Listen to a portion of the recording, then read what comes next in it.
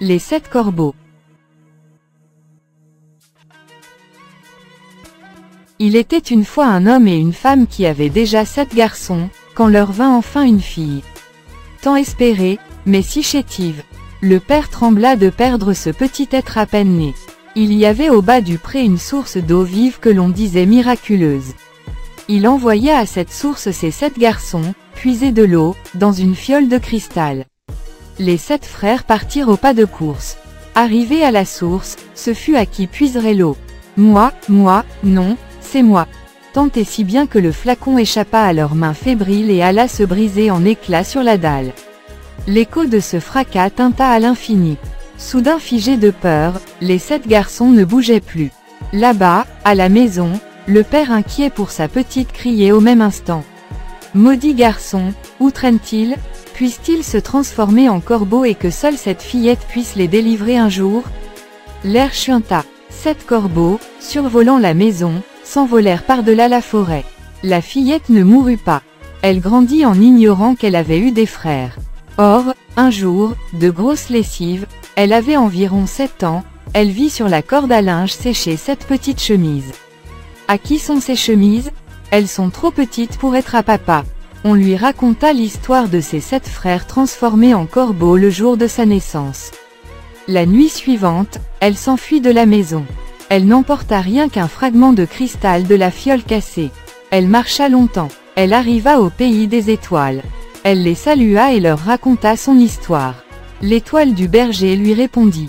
Pour délivrer tes frères de la malédiction, tu dois leur tisser 7 chemises d'ortie sans prononcer un mot. Ensuite, tu chercheras la montagne de verre. C'est là que vivent tes 7 frères. Voici la clé pour en ouvrir la porte. Elle lui donna un petit bout d'os. La fille le remercia, mit la clé dans sa poche et dit au revoir aux étoiles. Elle marcha longtemps. Elle trouva un champ d'ortie. Elle s'assit, fila, tissa, cousit 7 chemises d'ortie sans prononcer un mot. Quand les chemises furent faites, elle reprit sa route. Elle marcha longtemps. Elle trouva la montagne de verre. La porte était fermée. Elle alla dans sa poche pour y prendre le petit os. La poche avait un trou et l'os avait filé.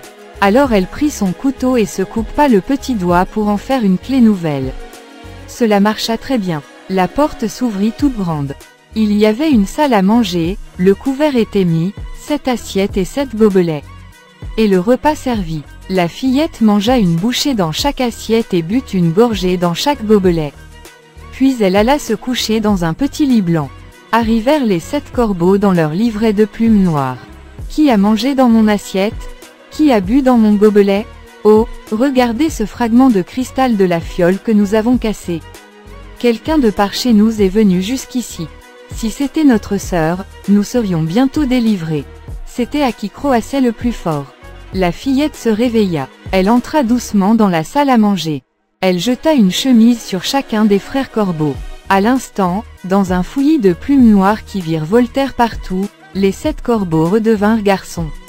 Toute la nuit, ils firent fête et dès le lendemain matin, ils s'en allèrent tous ensemble. Les 7 garçons et leurs vaillantes sœurs retrouvaient leurs parents à la maison.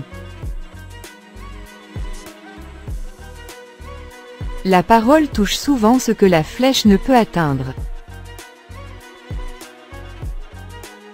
L'histoire touche à sa fin. Merci pour votre attention et à la prochaine vidéo.